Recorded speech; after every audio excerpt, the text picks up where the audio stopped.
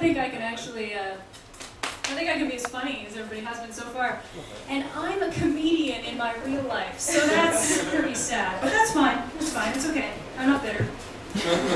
I just won't answer your inquiries. It's okay, no big deal. So how are y'all? Are you guys enjoying it so far? You guys are enjoying the, Is this indeed the funniest first round ever, is my only question. That was the correct answer. Okay, Alyn is back. Hi! How are you? Oh, she's hiding now, but she is back, so say hello to her before you leave today. Did you want a drink? Can I get you a red point? I'm not doing anything else. Okay, alright, that's fine. Alright, so, I don't know if you guys know me very well yet. I understand I haven't really had much of a chance to chat with a lot of you. But, one thing that is definite about me, and you'll probably get to know this over time, is that I'm easily annoyed. I get annoyed pretty easy. I'm a very positive person, but I have a lot of pet peeves. I do, more so than most people. I mean, everybody has pet peeves, but I do have a lot of pet peeves. One of my biggest pet peeves actually is the improper use of quotation marks. Which is good. I mean, I'm in inquiry, so I do a lot of like typing and stuff. I write to members and stuff. So it's a good thing that I really know my punctuation and grammar. But improper use of quotation marks drives me nuts. So yeah, like for example, we're all very aware of the Dominion down the street, correct? The Dominion. Everybody's good friends with the Dominion down the street. Man. Thanks for the hoot there, Will. Yeah, the Dominion down the street. I don't know if you've noticed, Will, but on every cash register, there's little signs that say, in quotation marks, "Another cashier would be pleased to assist you." And it's in quotation marks. You'll find this in A&P as well. It's all the A&P chains. Why are there quotation marks there? Just a question. I mean, what that means basically, the context of that is that either they're being ironic,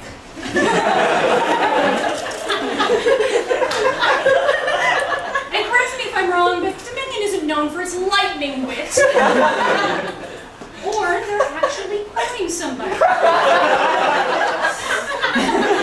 In which case, I'd love to know, who are they quoting? Is it George Washington? Is it the Gettysburg Address? Or is that favorite parable of the Bible, John 23:17, "And thus he said unto the Lord, another cashier will be pleased to assist you." I don't think that's it. I don't know. It drives me crazy.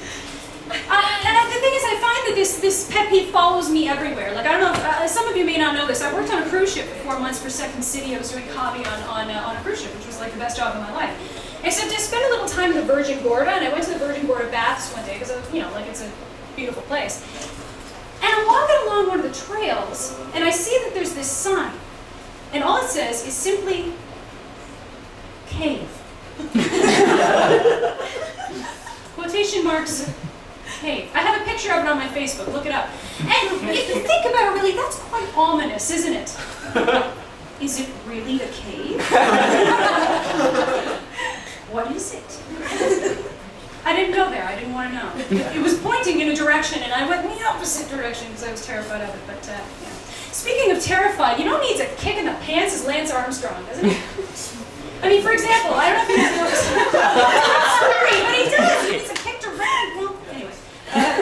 In the one side, anyway, no big deal. For example, I don't know if you guys remember those yellow Livestrong bracelets that was all the rage for a while there a couple years back.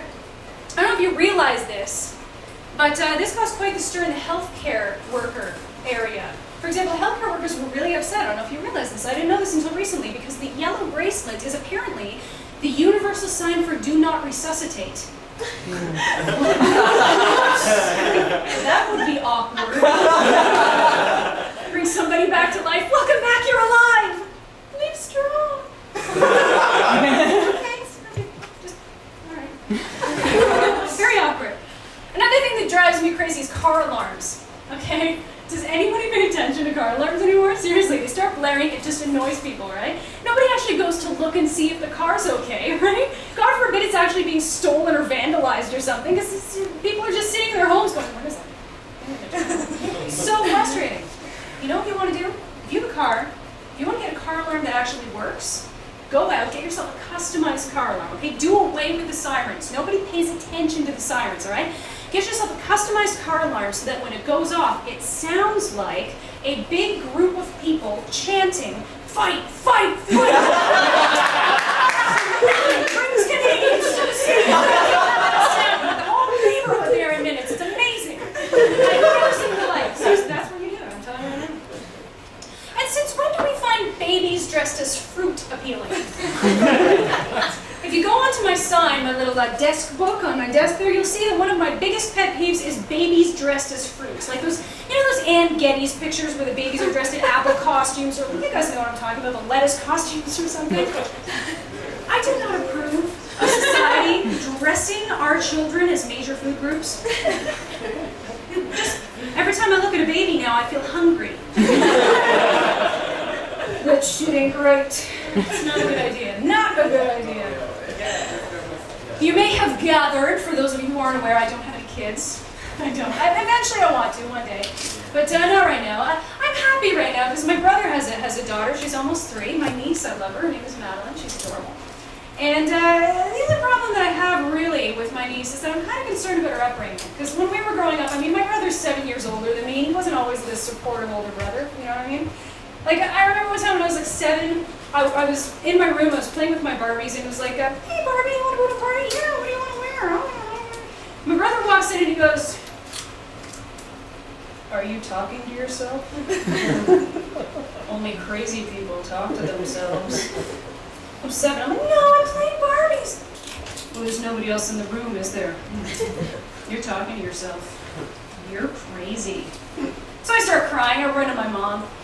A little while later, I hear my brother, he's in the office, he's playing on the computer, playing his baseball games. "Jones hits a home run. It's out of the park. I run in, "You're talking to yourself, you're crazy." "Are you hearing voices?" "Only crazy people hear voices." Awkward. Speaking of crazy and hearing voices, at what age can you just eschew all rules of phone etiquette? All right? I've noticed this actually. It's around age 65 or so. All those rules of phone etiquette just go right out the window, don't they? It's ridiculous. I mean, there's a standard 3-part equation to the typical phone call, right? Like you call somebody, right? Pick up the phone, ring, ring. "Hello? Hi, is so-and-so there?" "Yes, just a moment." That's very simple, right? I think we all get that because we're all under age 65. But once you turn 65, it can go anywhere, right? You have no idea what's going to happen when you pick up the phone, right? Ring, ring. "Hello? Hello?" Yes, hello? "Hello? Mary? Hello?" It's amazing. This could go on for hours. They're nuts. It can go on willy-nilly. I honestly think that they're doing it on purpose just to screw with us. I really do. I think they get valuable geezer experience points for messing us up. It's absolutely hysterical. It's so funny. I don't even understand how they do it. It's 65. Watch it. My parents are doing it now. My mother does that. Every time I call. And my father's even worse. It's terrible. Okay, what am I doing next? Oh yeah, online dating. I have tried online dating. Speaking of phones and online stuff, I tried online dating. I admit it. I was on Lava Life for a while. Anybody here tried online dating? Anybody? Woo! Who said that? I'm there. Have you tried? I've tried it. I want to. Anyway, okay, so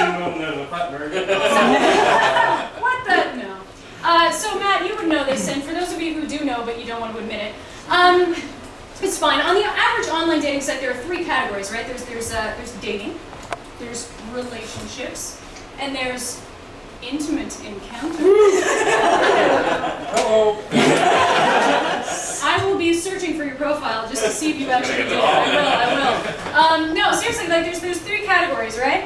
And I always found it fascinating when I was on the websites, the old Lava Life. I always found it fascinating when there was somebody with a name like a username like Clydesdale 69 69 69 in the relationship